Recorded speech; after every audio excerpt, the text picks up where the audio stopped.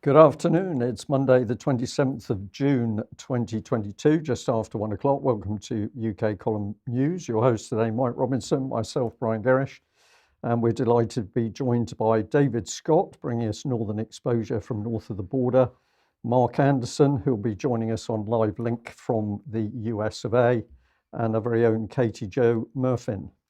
Okay, David, let's get straight on then. You want to start with the Roe v. Wade situation?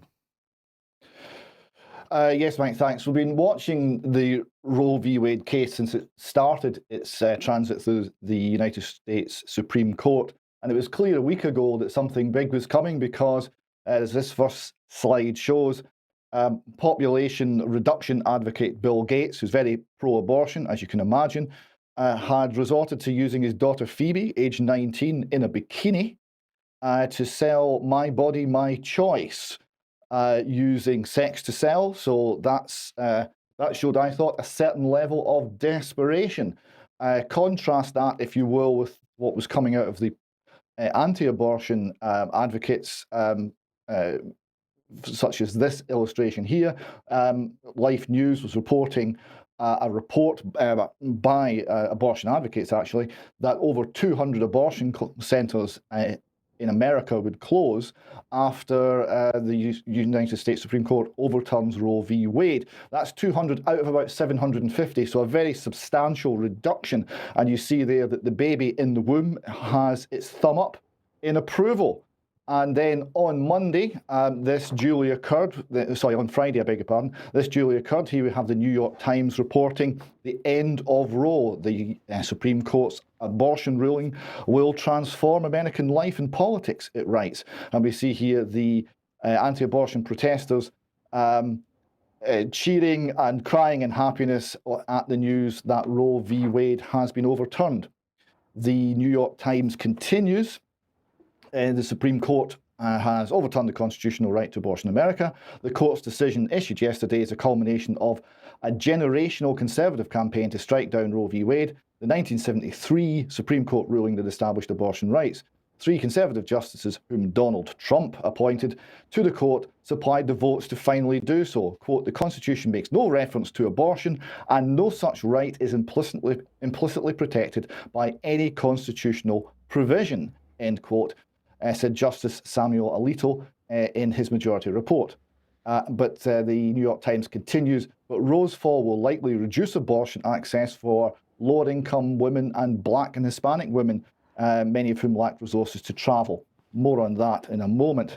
And the New York Times completes their article with a little map showing where abortion bans will come into effect immediately as of June 24th.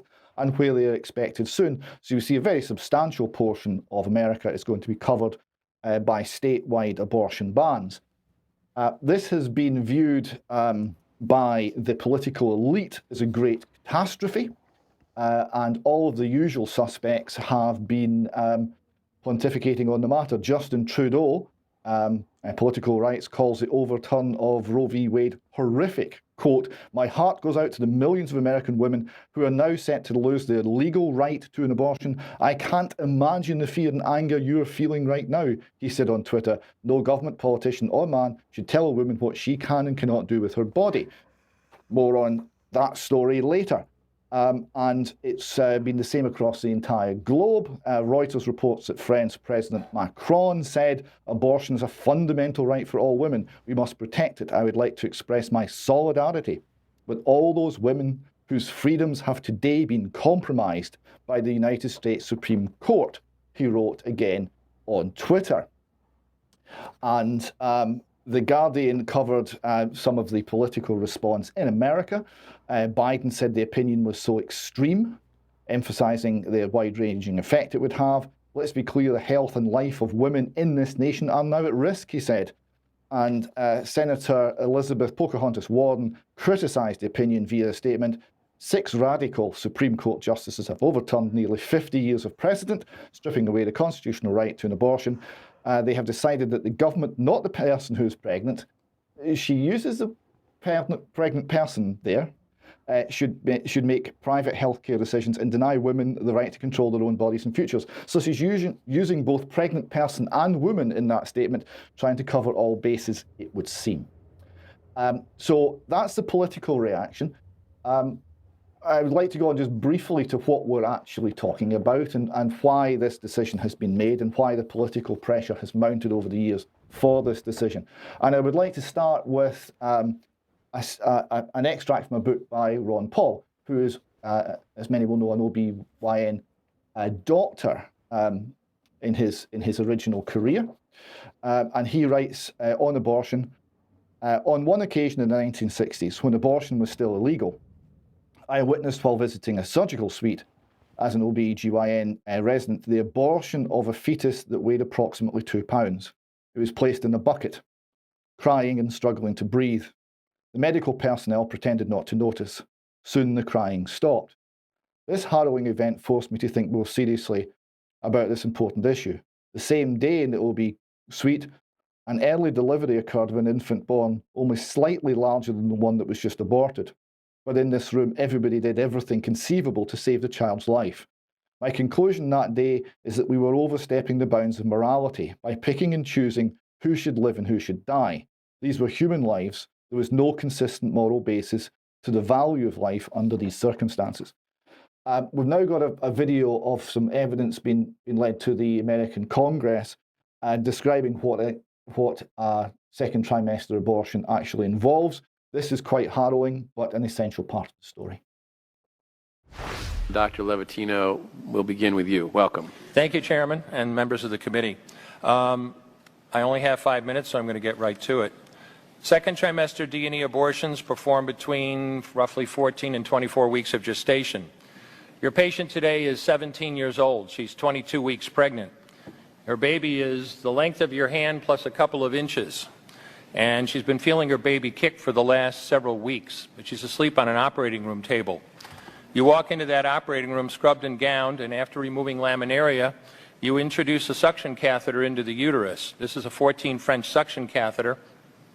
If she were 12 weeks pregnant or less, basically the width of your hand or smaller, you could basically do the entire procedure with this. But babies this big don't fit through catheters this size. After suctioning the amniotic fluid out from around the baby, you introduce an instrument called a Sofer clamp. It's about 13 inches long. It's made of stainless steel. The business end of this clamp is about 2.5 inches long and 1/2 inch wide. There are rows of sharp teeth. This is a grasping instrument. When it gets a hold of something, it does not let go. A D&E procedure is a blind abortion, so picture yourself introducing this and grabbing anything you can blindly and pull, and I do mean hard, and out pops a leg about that big, which you put down on the table next to you. Reach in again, pull out an arm about the same length, which you put down on the table next to you. And use this instrument again and again to tear out the spine, the intestines, the heart and lungs. Head on the baby that size is about the size of a large plum. Can't see it, but you pretty good idea you've got it if you've got your instrument around something and your fingers are spread about as far as they go. You know you did it right if you crush down on the instrument and white material runs out of the cervix. That was the baby's brains. Then you could pull out skull pieces. And you have a day like I had a lot of times. Sometimes a little face comes back and stares back at you. Congratulations. You just successfully performed a second trimester D&E abortion. You just affirmed her right to choose. And it's information and testimony like that and scientific developments that have allowed the true nature of what's happening to be visible to the public that have transformed this debate. Meanwhile, on the opposite side of the debate, the arguments have been falling apart. We see here a slide that highlights both how the My Body, My Choice pro-abortion lobby were at the forefront of calling for mandatory vaccinations and are now talking about mandatory vasectomies. So the idea that it's about choice has rather been abandoned. And the nature of the aggressive speech from the pro-abortion lobby is very striking. It's all full of anger. We have a very short example here. Ladies, if you get pregnant, run on down to the abortion clinic and have that little bastard suck my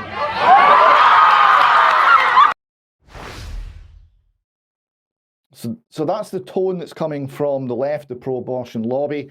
And we see here on the Mail Online reporting that pro-abortion activists in blood-soaked outfits brandished toy dolls outside the Supreme Court. Outside Supreme Court Justice Amy Coney Barrett's Virginia home. So any idea that what's been killed is not a baby is also being abandoned by the pro-abortion lobby. And it struck me that given the nature of anger, how much violence might be involved if and when the Supreme Court came down to remove Roe v. Wade. And I concluded it might be quite a lot, so I started to follow examples of violence in America committed by the pro-abortion lobby, and there seems to be quite a lot of it. Here we have one story from the Washington Post, where a man with a gun was arrested near Brett Kavanaugh's home. The court documents indicate that the man told police he wanted to kill the Supreme Court justice. And also we have here from Breitbart, the Los Angeles Police Department charges a man with attempted murder during Roe v. Wade protests. And you see there the sign being held up, Christo-fascists. So Christians are being targeted by the mob here for a particular venom.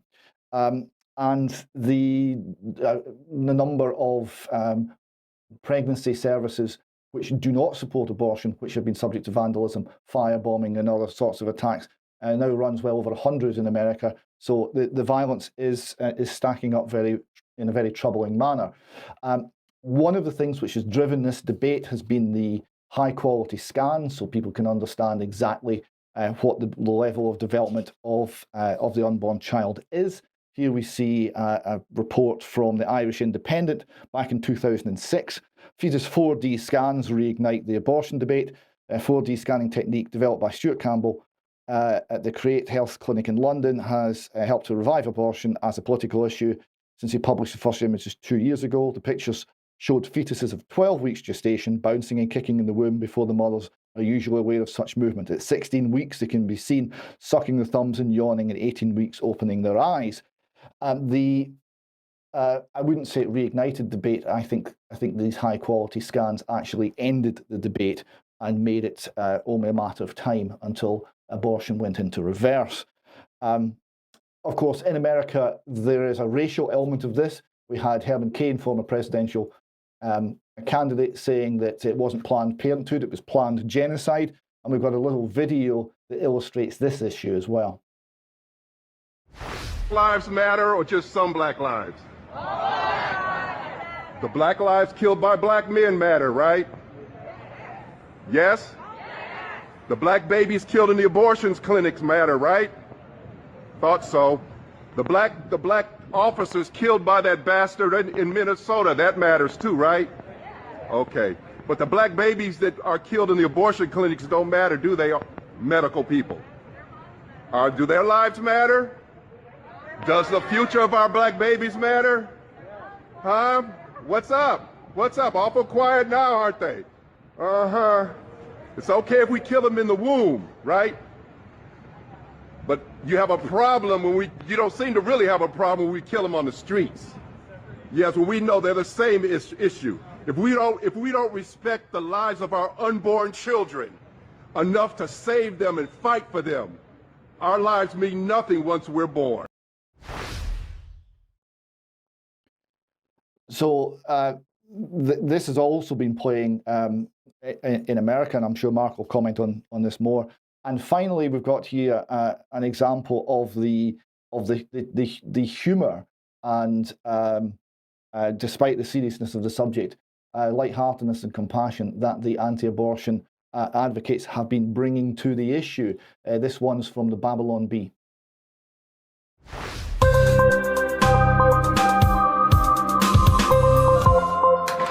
Mr. Jenkins, sorry for the wait. Thanks for seeing me, Dr. Pitt. What seems to be the problem? Well, my knee has started to lock up on me sometimes. I see. Does it hurt? Yeah, kinda. I was hoping to do something about it. Sure, we can take care of that.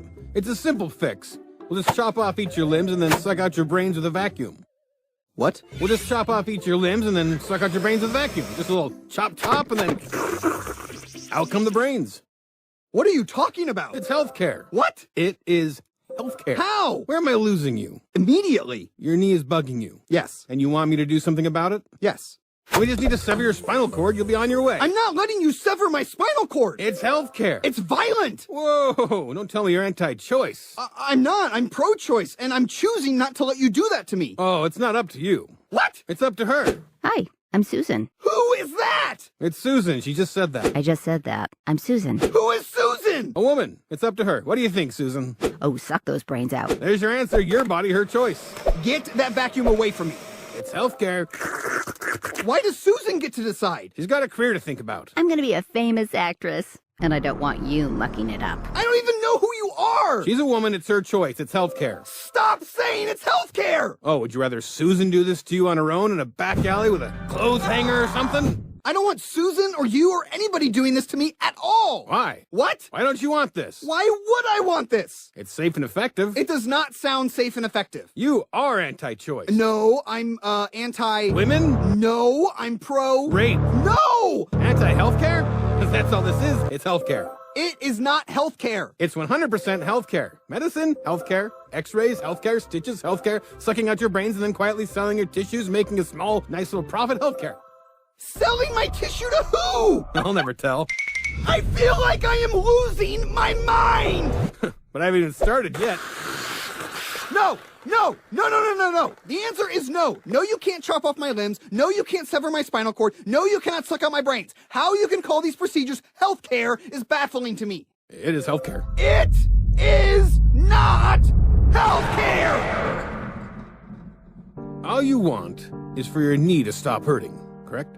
Yes, that's all I want. So if I got your knee to stop hurting, would that be healthcare? Yes, that would be healthcare. So, do you think your knee will still hurt after I sever your spinal cord, chop off your limbs, and suck out your brain? Well, technically, no. I guess it wouldn't hurt then. Alrighty, let's get to work. Fine, let's just get this over with already. Is this gonna take long? I got goat yoga in about 15 minutes. So that shows you the approach where we're bringing the anti-abortion lobby been bringing humour and mockery, and it's been extremely effective. And just to finish off, and for the benefit of Justin Trudeau, here's a little diagram that illustrates the difference between your body and someone else's body, because Justin doesn't know. Yes, thank you. Mark, can I ask you to comment on that, Mark? It's hard to beat that. It's hard to top that. It shows the inherent contradiction, doesn't it? When a pregnant woman gets in a car accident, and if both people die, the unborn baby and the mother, then it's counted as two fatalities in the car accident. Always has been, always will be. So the law has always directly and subtly, or not so subtly, recognized both lives as being separate, independent beings. And in fact, in the wake of the May 24 ruling, Dobbs versus Jackson's Women's Health Organization, the actual ruling, June 24, that is, that overturned Roe v. Wade and overturned Doe versus Casey. That's very important. In the wake of that ruling, Father Paul Kalchik, that's Father Paul Kalchik, writing at the churchmilitant.com, a church near Detroit, or a news organization near Detroit, rather. He talked about this. He said, for decades now, the rabid left has publicized the whopper lie, it is my body, and no one has the right to tell me what to do. For starters, the priest added, a child within a mother's womb is not a part of the mother's body. The child within the womb has its own DNA and its own unique fingerprints. Since time immemorial, society has recognized the child within the mother's body as a distinctly different person. As Father Kalchik wrote, again at churchmilitant.com, a Catholic news organization, just to make that clear. So absolutely. And what this also shows with this ruling, and Judge Alito wrote a very, very intelligent opinion on this, and he talked very clearly how when Roe was passed, it was the making of law by the court. It was not a judicial decision based on things that were already established. It established something new, cut completely from whole cloth, that was the making of law in its mechanics, in its ingredients, in every way. So the court made law in January of 1973 when Roe was first passed. Now, 1992 came along, and the Casey decision came along, and that loosened the screws a lot more. What's ironic about this is that had Roe v. Wade been obeyed, you might say, by the letter, to the letter, it would have only permitted abortions in the first 3 months, the first trimester. But the Casey decision threw off all the remaining, or at least most of the remaining restrictions, and then abortion by, on demand at any stage, even partial birth abortion came along. So the fact that Casey was also overturned, not just Roe, just a few days ago on June 24th, is very important. We have to remember overturning both of those is key. And really, abortion, the abortion industry has taken a major setback here based on its own excesses. The pendulum was bound to swing the other way. It finally did. The extremism of partial birth abortion. Abortion is really a misnomer. The proper term would be termination. The word abort simply means to put aside or to stop or to cease doing something.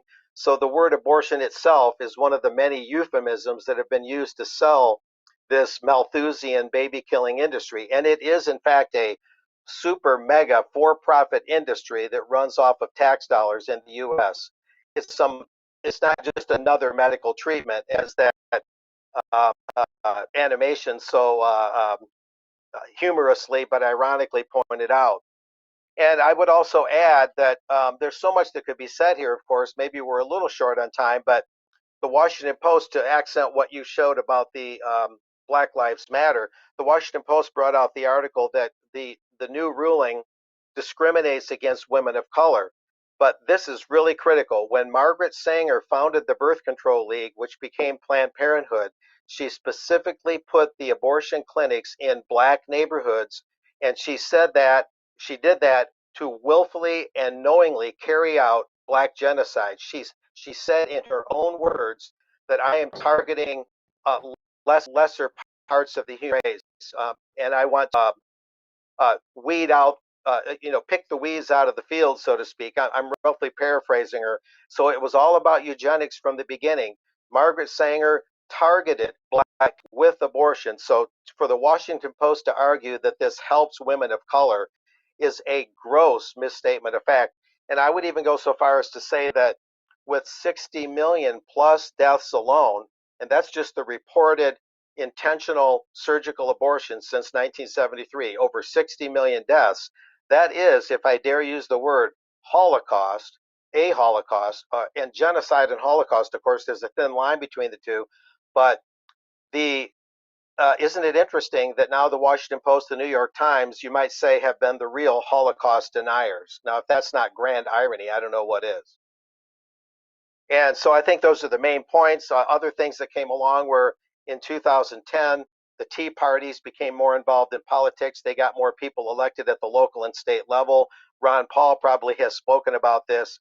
And once the Tea Parties got involved, more of the state legislatures became Republican or Libertarian Conservative.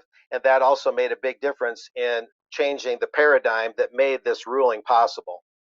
I think that that's probably enough said. I'll just add as an addendum that the bishop of Southwest Michigan, Bishop Bradley of the Kalamazoo Diocese, he's pointing out that now the church will get to work to make sure that pregnant women have all the resources they need, have all the protections they need, both before and after the child is born.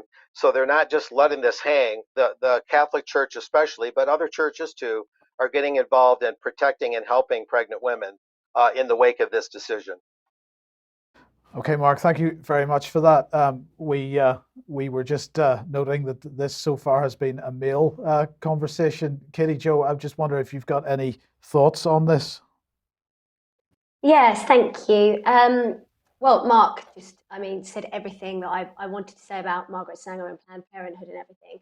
and how they've taken something that actually I think is a last resort, is something that no woman that cares really about life would want to have to make that decision. I'm lucky I've never been in that situation, and I would never ever want to be. But they've taken it and they've made it something, that they make profit out of, and that they've been committing genocide through. It's just awful. But whether the scales, I'm not pro-abortion, but I'm also, there are some circumstances where it's, say you're 11 and you've been raped. I don't know, do you have the right to make that choice? Katie Jo, this is something that has been said to me many times, and my thoughts on this are that when you have these kind of cases, then they've got to be dealt with on a case-by-case basis. But you can't therefore generalize and say, well, it's fine for everybody just on a whim to make that decision. I 100% agree with you. 100% agree with you. There are these very special cases where it's one of those things that you have to consider. But for it to be a birth control option, no, absolutely not. And to be committing abortions in the second trimester is murder. 100%. Yeah. Okay, thank you. I'd just add to it that this whole debate, and we've heard seen some horrific things described today, comes down to the apparent eagerness of our politicians to kill babies. So whether it's our own government ministers speaking out on this, it does appear, and I'm going to use the term deliberately, that we've got a death cult operating. They're not celebrating life. They're not looking as to how they can help families and support families and women through difficult time and support the children and look after the children in care. We simply don't care. These people do not care. Kill the babies. And if we lose 200 odd Syrian children, presumably trafficked, we don't care about that either. We have politicians in power in both the States and the UK who seem to be part of a death cult. And I think people need to reflect on that. Okay, better move on.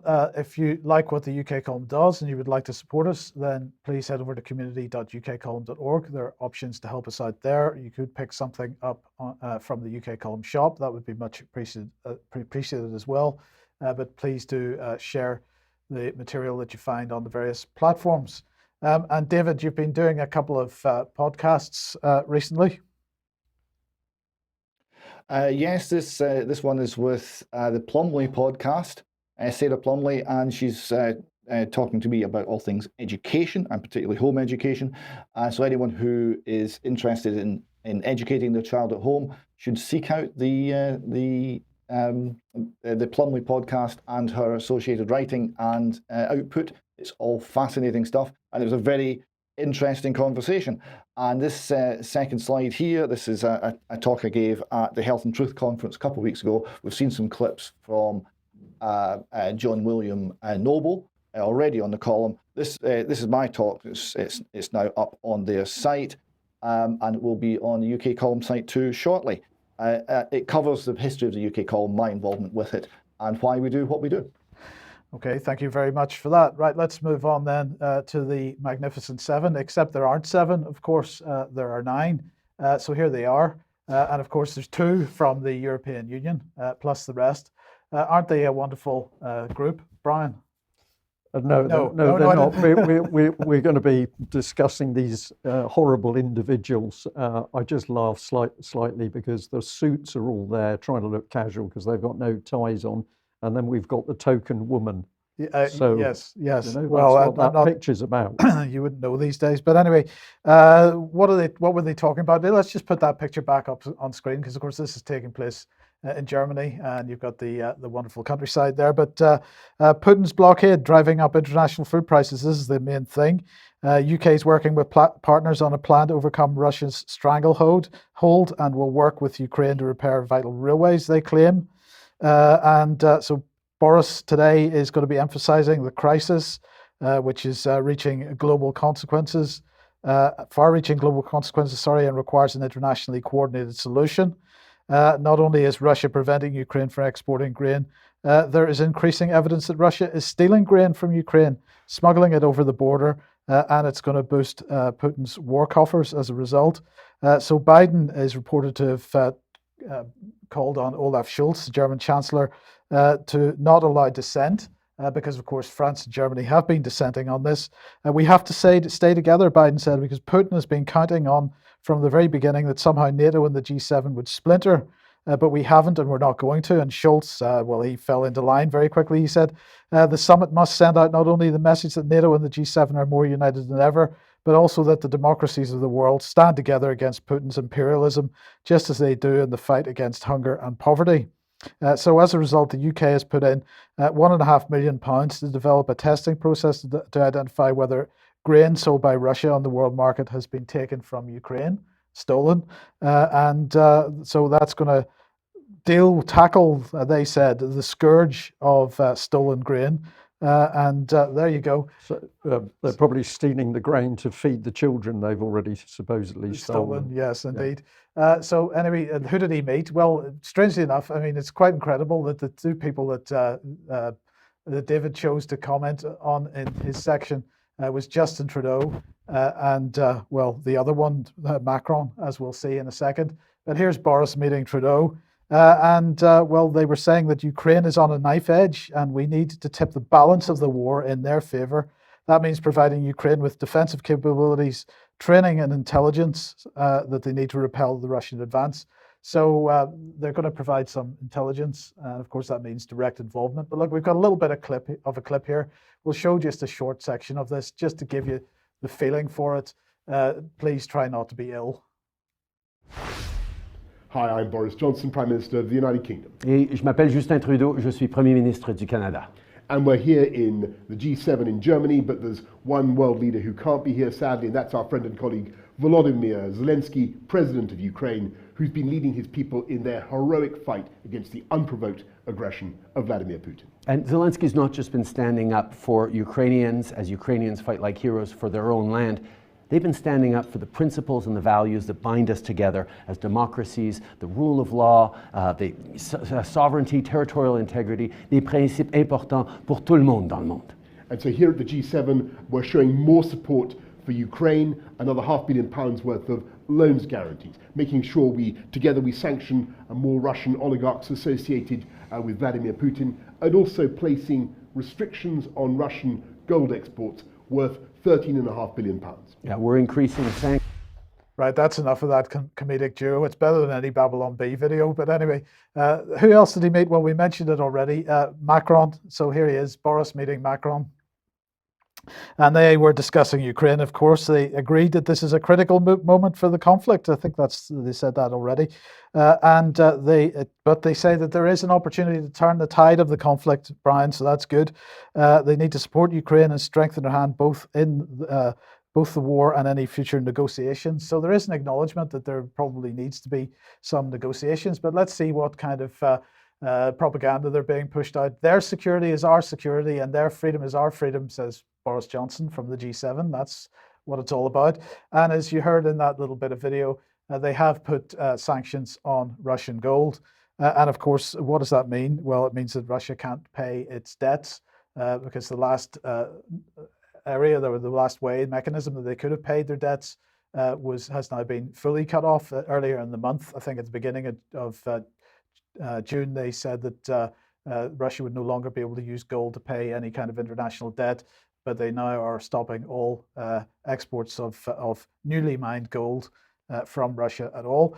Then, of course, don't worry, we can still bung Ukraine lots of money, but only in the form of loans. So another $500 million in loans to the Ukrainian government is what's been guaranteed at the G7. Well, so there we go.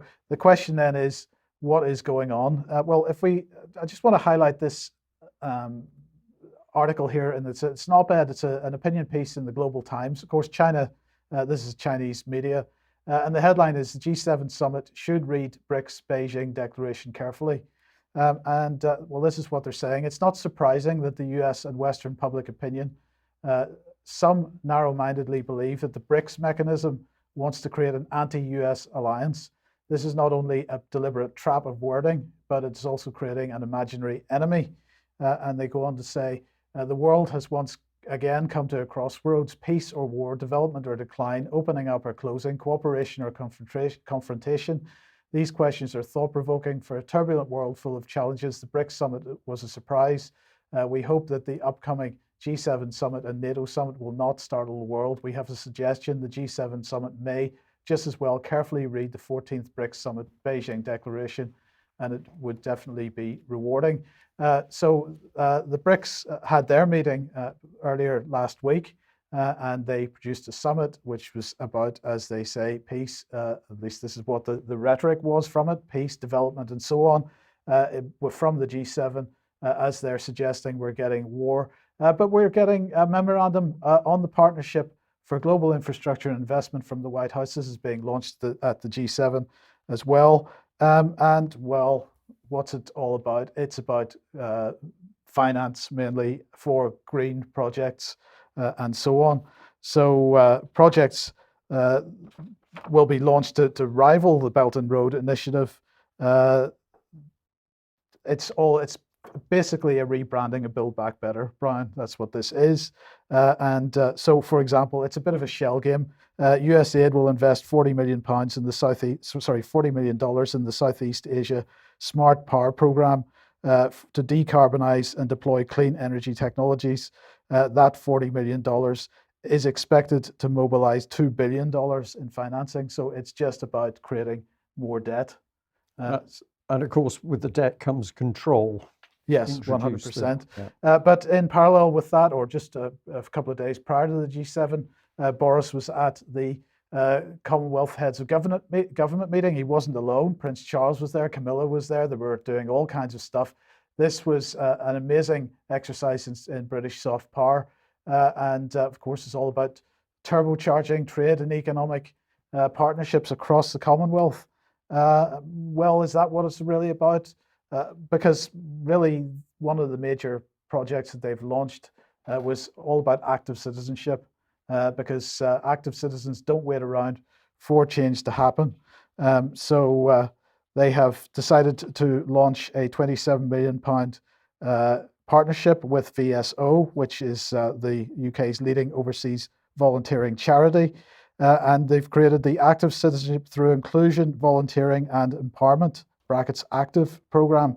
It's going to reach £2.5 million across 18 countries by mobilizing marginalized groups, including young women, including women, young people, and those with disabilities, to act on the issues that are important to them. And it's going to be led through education programs and so on. Here is the Active Citizenship Through Inclusive Volunteering and Empowerment tender document, because there's plenty of money on it. But of course, one of the really key areas that they want to push for is LGBT rights in the Commonwealth. So what we're really seeing here is globalization, a globalist policy being pumped out through the Commonwealth with global Britain at the heart of it.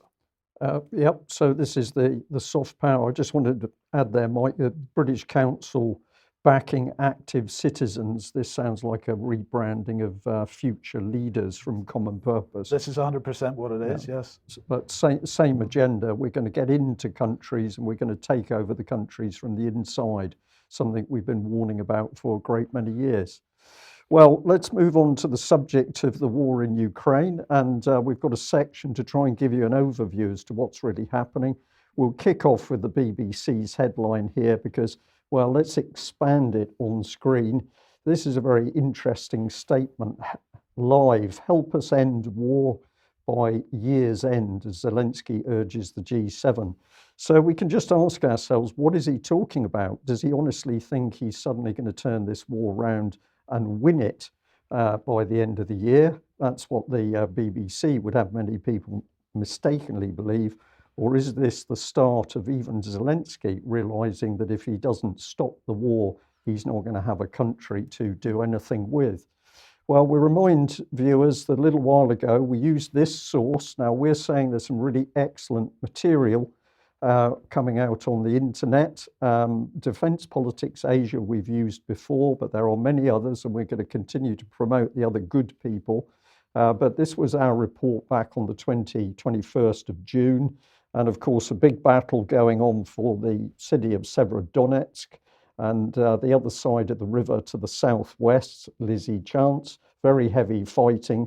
All of the reports saying, well, the Russians have no chance of capturing this industrial area because the fighters are going to dig into the Azot chemical plant.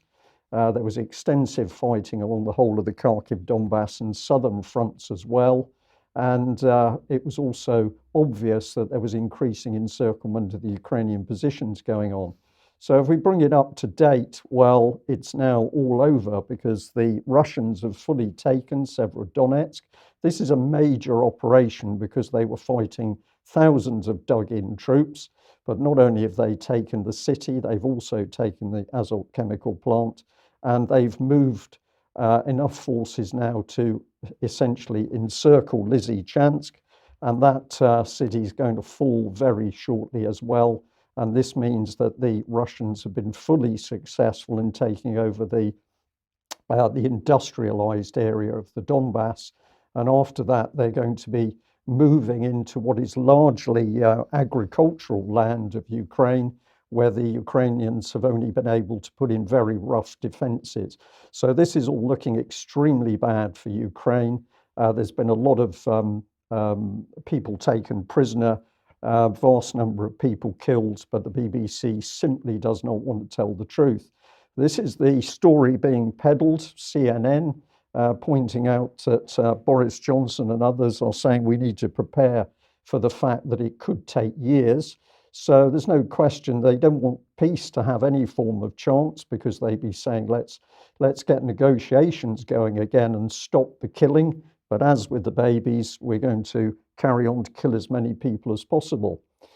So Crux here, another alternative media site, but it was a very good quote. The price of backing down, the price of allowing Putin to succeed, to hack off huge parts of Ukraine, to continue with his program of conquest, that price will be far, far higher. So what is Boris really after? Well, he wants Ukraine, of course. This is about power. This is about taking over Ukraine for the US, the UK and the EU. The West wants that food and economic production. And at the end of the day, of course, it was the US and the UK in particular that created the revolution in Ukraine and installed Zelensky. So Boris Johnson wants those weapons in, but against another headline here of Boris, this is the key thing. We don't want too many of those weapons to go in, because the aim is to keep the fighting going as long as possible, but also we haven't actually got the weapons. So this is about keeping the team together, to keep the pressure on, to keep the war running in Ukraine, but we're not going to let Ukraine win, because we're not going to give Ukraine the weapons to do so. And there's been some really excellent analysis. I've chosen this particular gentleman who talks in a military, very military analysis from Austria. And here he's got some details about the size of the Ukrainian armed forces at the start of the war. Military personnel, 260,000, nearly 2,500 tanks, 1,500 pieces of field artillery, 500 rocket systems. This is a major army which has now been decimated. So this was what the Ukrainians started out with, but the reality is now that although they've mobilized some 600, 700,000 troops, the Ukrainian army and its equipment has literally been devastated in the battles with the Russians to date. And one of the signs that this is true is the Ukrainians themselves have recently been asking for this massive, massive amount of weapon systems if they are to win the war. 1,000 howitzers, 300 rocket systems, 500 tanks, 2,000 armored vehicles and 1,000 drones. You know, if we look at this, this is Zelensky begging for enough equipment to equip an army, but his army doesn't exist anymore. He's got men, but they're not trained. And here is an indication again from our Austrian friend who's reporting in great detail about what's happening. This is showing how weapon deliveries and pledges compare with Ukraine's needs. And you can see that they're falling short in a very big way, particularly with those rocket systems, but also the howitzers at the bottom of your screen.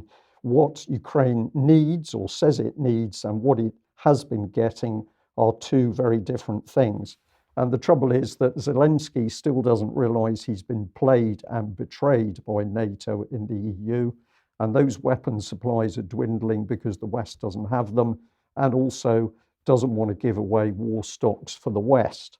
Now, this is the second part of it, is that the troops that are in Ukraine and the weapons systems the Ukrainians have got, the military analysts are saying those should be kept in reserve, they should be built up with training, but what's actually happening is they're being pushed towards the front line. And before we give a little bit of detail about that, have a look at this. He's showing some examples of how the Ukrainians are trying to train people on the Western equipment. We've literally got giant size sticky notes put on the side of an armored vehicle, trying to teach people how to drive it and what its capability is. So this is utter madness. And of course, all that's going to happen when this vehicle and its barely trained crew go to the front line is they're going to be destroyed.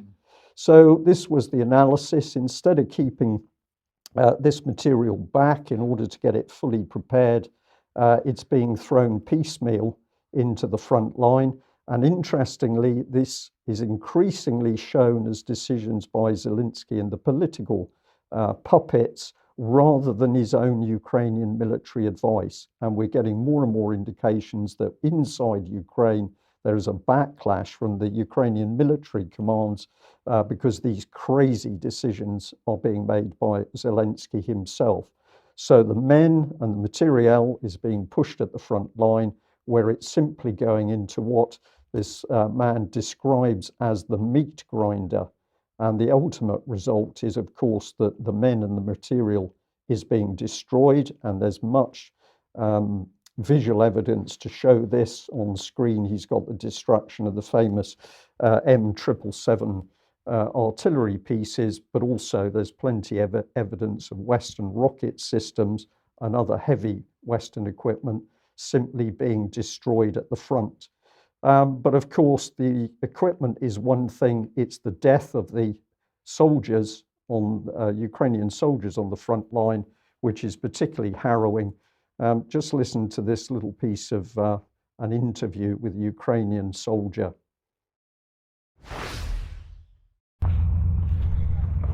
Военная помощь Европейского Союза и Украины.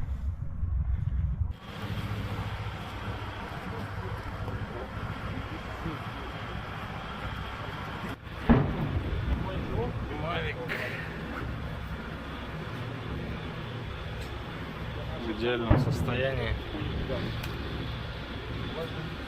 Пульт Mavic от третьего пульт. Ну и сумка.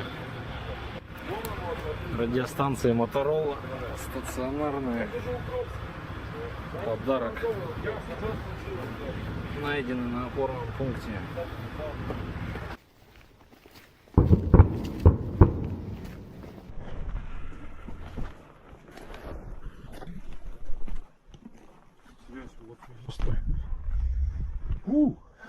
Лес. Вот это я понимаю. Монитор. I'll just apologise there because that in fact was the clip showing Western weapons systems simply now being collected up by the Russians. Huge amounts of this Western equipment, particularly the lighter material like the anti-tank weapons, left hundreds of these systems now simply falling into the hands of the Russians. We'll give you the other video clip with the interview in just a second. But this was the introduction because we're now seeing even Western media having to admit the scale of the losses to the Ukrainian forces. So here's the headline with 80% is the key statistic. What are we talking about? Well, we're talking about Ukrainian units which have suffered 80% killed and wounded in a particular unit. And remember that we now know Ukrainian losses approximately 200 dead and 800 wounded per day. So this is the end of an army and a functioning system. And yet Ukraine, under the control of Zelensky, is still throwing untrained troops, young and old, into the fray. So this is really horrible stuff to see. And of course, Boris Johnson, by pushing in more weapons, is helping the killing and the brutality to go on. Let's listen to the second clip, which should be the interview. These men form the elite on the Ukrainian side, members of the Marine Corps, south of the city of Severodonetsk. They're always armed, always ready, rifles kept within reach, and they told us they don't have the time to be afraid. What goes through your mind when you get the command? Excitement? Fear? Адреналін. Чувство адреналіна таке. Що я ще скажу? І все. The Russians have focused their firepower in the east as they attempt to batter their way into the Donbass. Territory is seized by destroying it first. Thousands have been caught in the crossfire. The Ukrainians are mounting a determined defense, but it comes at a price. This is Marine Company Commander Alexander, waiting for the order to head to the front. What's it like when you are sitting here in this village waiting? Ну, ми рідко просто так сидимо. Як правило, ми стараємося займатися, тому що багато під час ведення активних бойових дій з'являється багато поранених, є загиблі. Їх міняють на нових людей. Нові люди менш підготовлені, ніж люди, які були з нами ізначально. Тому приходиться постійно проводити заняття. So the meat of that, just to add for people who are just listening into the news today, is that he's saying a lot of dead and wounded, and we know the statistics of this, horrific losses, and they're being replaced essentially by untrained troops. So what is President Zelensky doing to assist this carnage on the battlefield? Well, it appears he's been speaking out at Glastonbury. Katie, tell us about this video clip. This video clip, I know it's absolutely crazy to think that we've just been watching videos like that, and now we've got Zelensky on a Zoom, satellite video link, speaking to the festival goers at Glastonbury. It's absolutely crazy. I think you've got it there. We'll have a watch of it, and then I'll comment afterwards. Greetings, Glastonbury. The festival resumed this year after a 2-year break. The pandemic has put on hold lives of millions of people around the world, but has not broken. We in Ukraine would also like to live the life as we used to and enjoy freedom and this wonderful summer. But we can't do that because the most terrible has happened. Russia has stolen our peace, but we will not let Russia's war break us, and we will want to stop the war before it ruins people's lives in other countries of Europe, Africa, Asia, Latin America. They are all under threat now. That is why I turn to you for support. Glastonbury is the greatest concentration of freedom these days, and I ask you to share this feeling with everyone whose freedom is under attack. Spread the truth about Russia's war. Help Ukrainians who are forced to flee their homes because of the war. Find our United 24 charity platform and put pressure on all the politicians you know to help restore peace in Ukraine. Time is priceless, and every day is measured in human lives. The more people join us in defending freedom and truth, the sooner Russia's war against Ukraine will end. Prove that freedom always wins. Thank you. Slava Ukraini.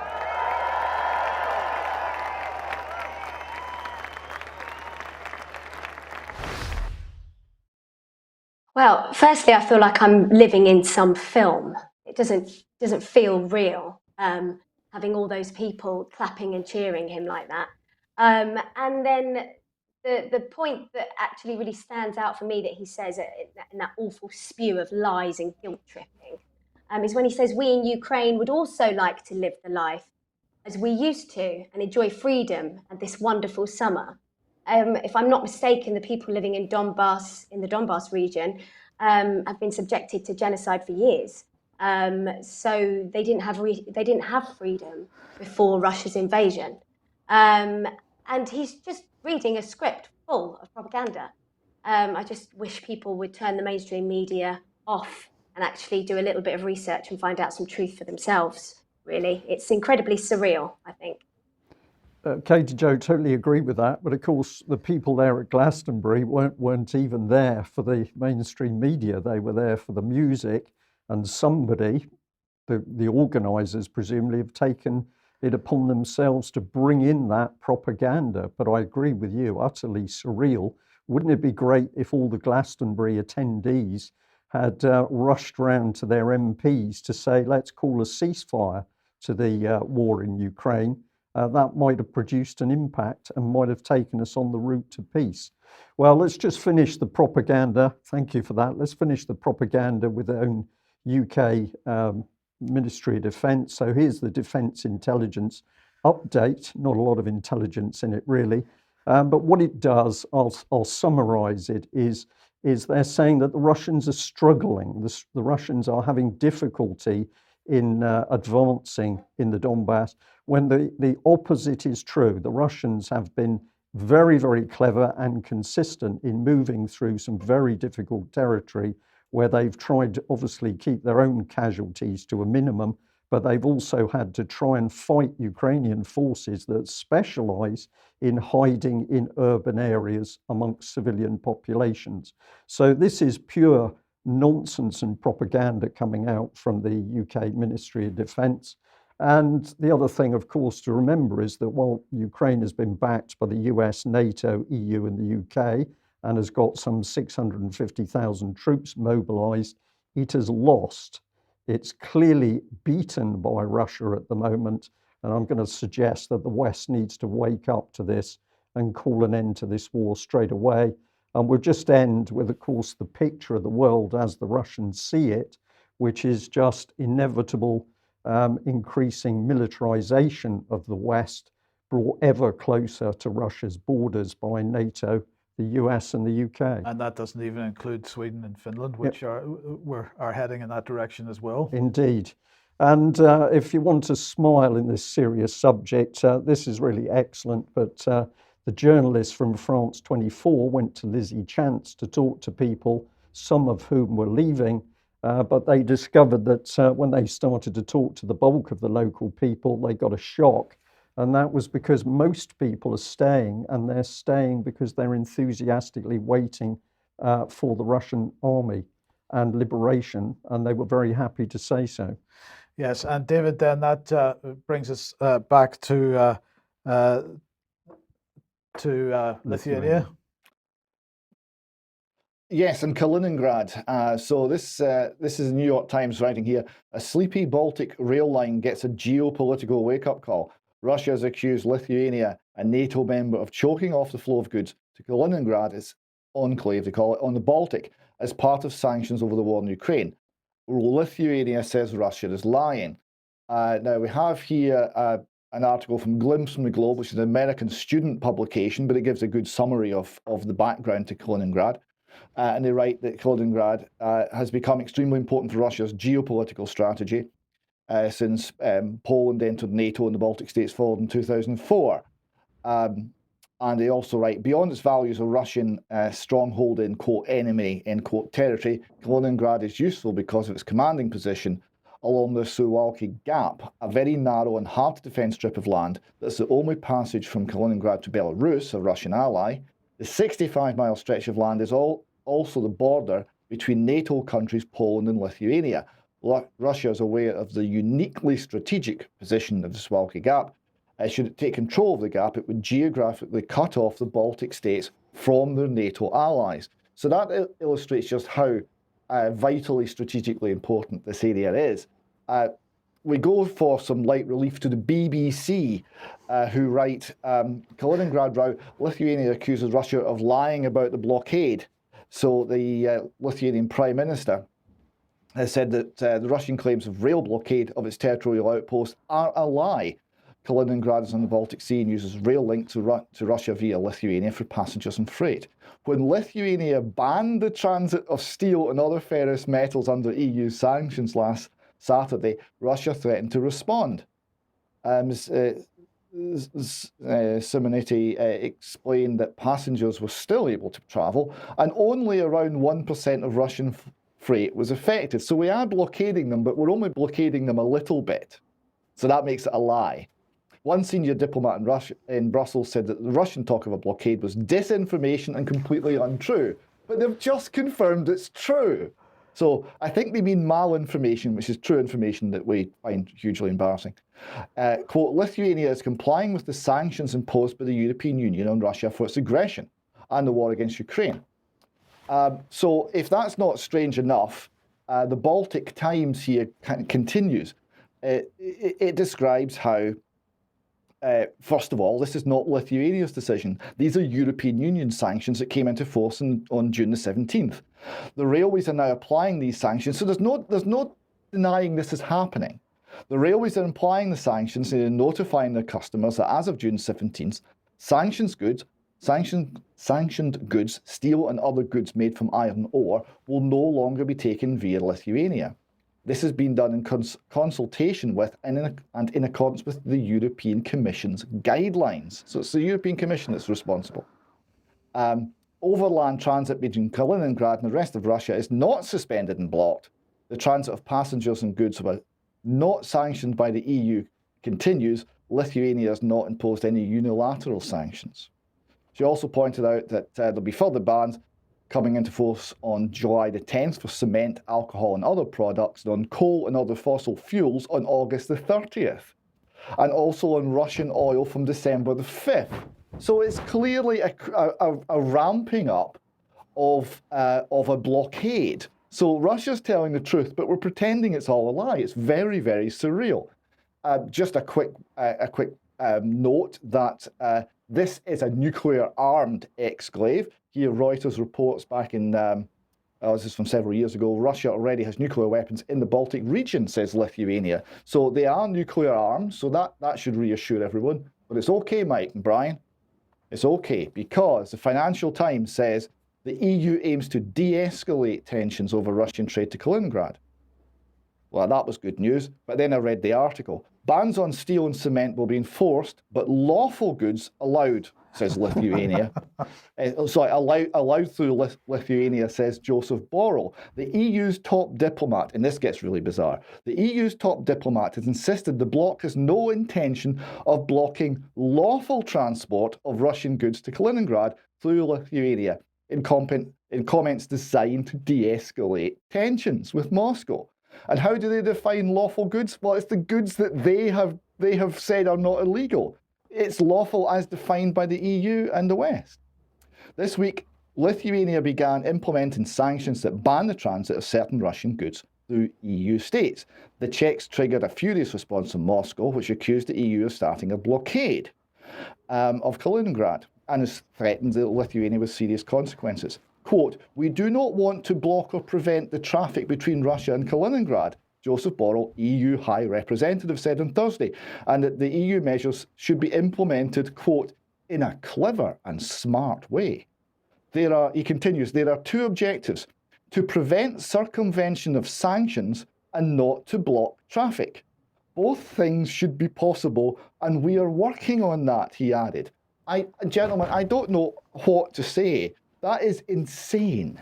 Well, if they can pull that gag off, David, I don't see why the Northern Ireland border problem should be a problem at all. They seem to be able to pull off magic tricks. Yeah. Yes. Well, the other point with this, of course, this is printed by the Financial Times, which claims that it's actually a newspaper of some standing. But apparently the journalists who put this drivel together can't think through the madness of the words they're printing.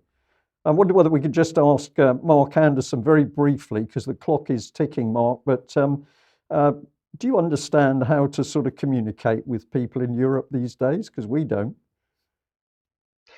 Well, the Financial Times is the Bilderberg Times, really, and you're looking at the typical double talk.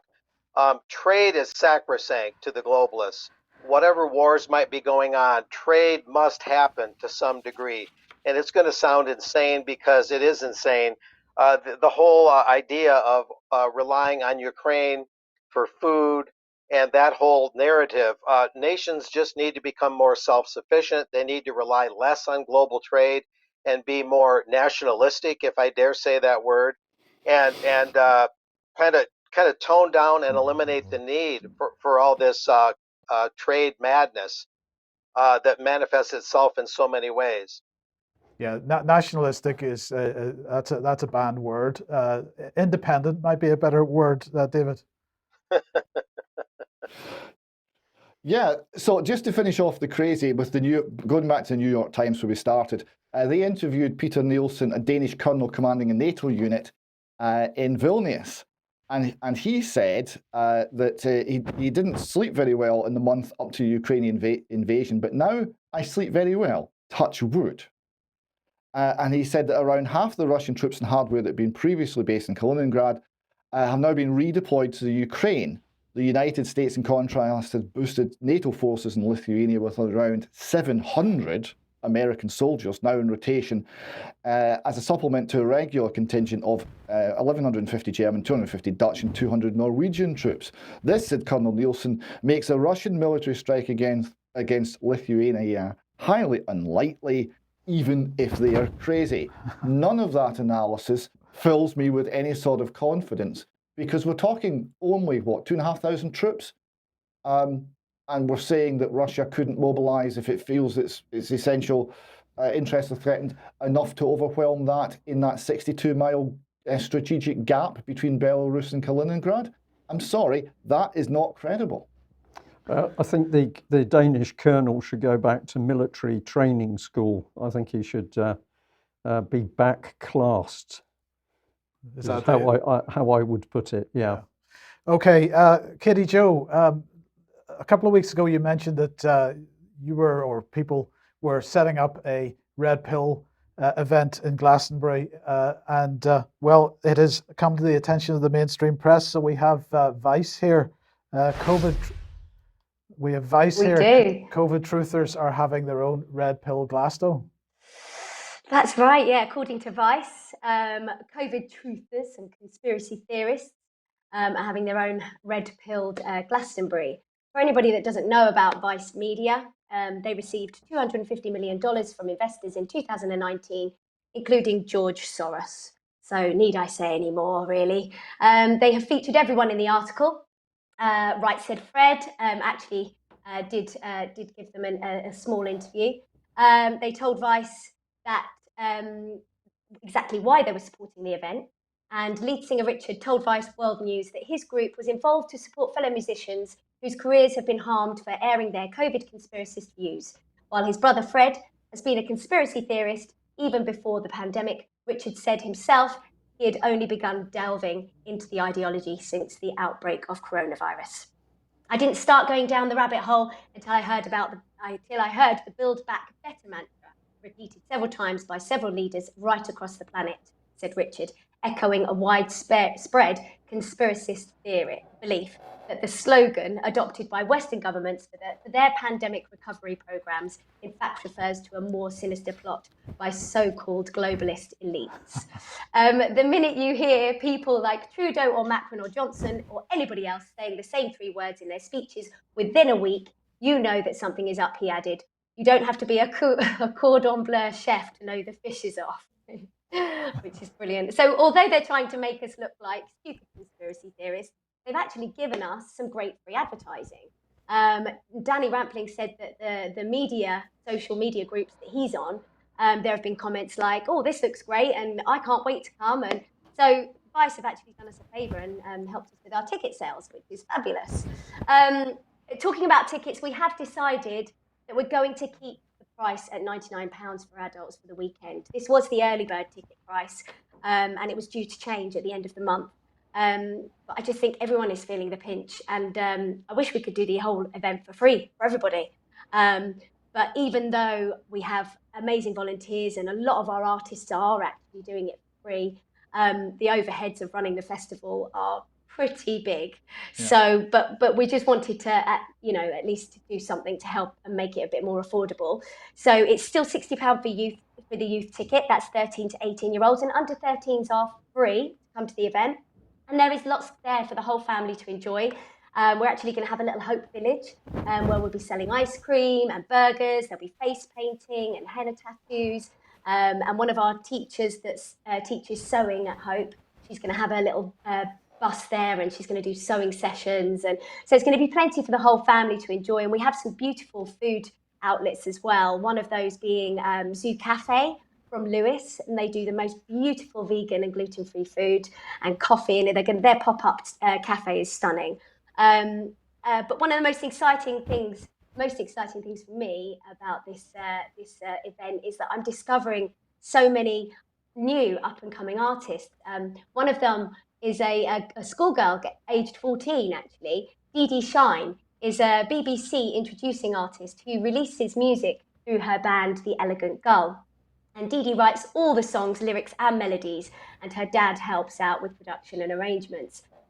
She actually uploaded her first song called Social Media to the introducing site when she just turned 11. It was immediately played by Tom Robinson on his BBC Six music show and was their recommended track of the week.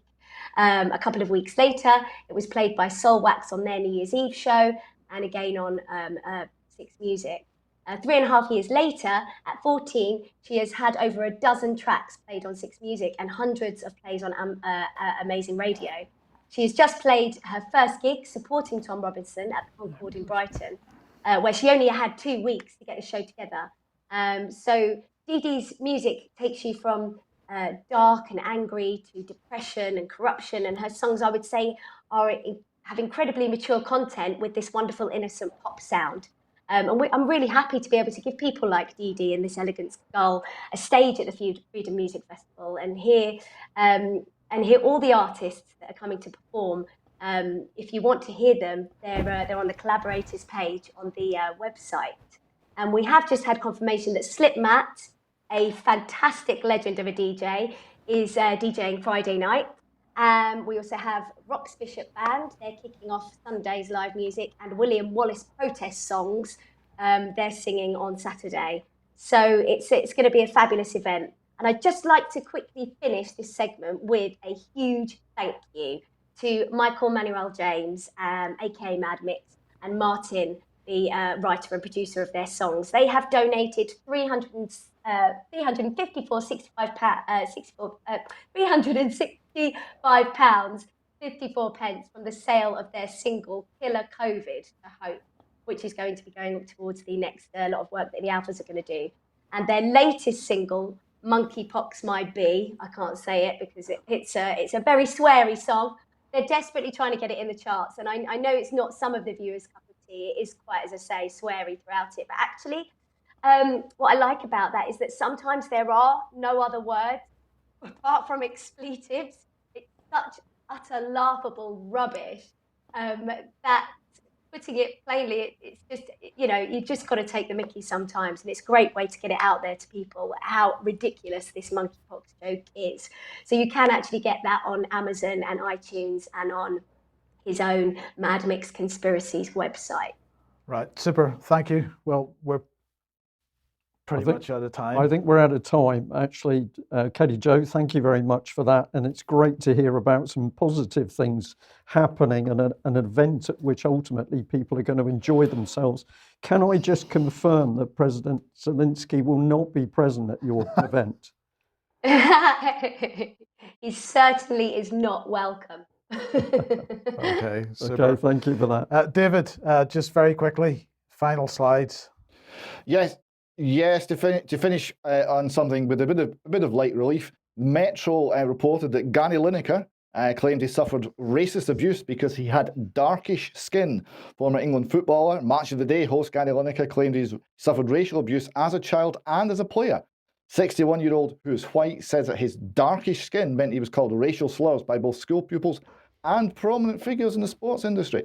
This was viewed with some hilarity. Here we have Dominic Samuels saying, can we just have a moment of silence for the appalling racism Gary Lineker must have gone through growing up, #BLM. But my personal favourite was this one from the film Zulu, and Collar Sergeant Bourne says to Lieutenant Chard, Linekers, sir, thousands of them. Yeah. Oh. It's good to see that people are seeing through this utter nonsense, Yes. and Lineker should be ashamed of himself and grow up. But Yeah. maybe that's unlikely. Yeah, indeed. We'll be back in a few minutes on the main live stream for some extra. Yeah, thanks. Thank you to everybody for joining us. Please share the information. This is a very important thing for UK Column. What we produce, we would like to think goes far and wide. So please do share it, hopefully attributed to UK Column. But let's get the information out. And a very, very big thank you to those people doing analysis on Ukraine using whatever social media platforms they can. I will give you more recognition in the coming days. That's it. We'll see you next time. Bye-bye.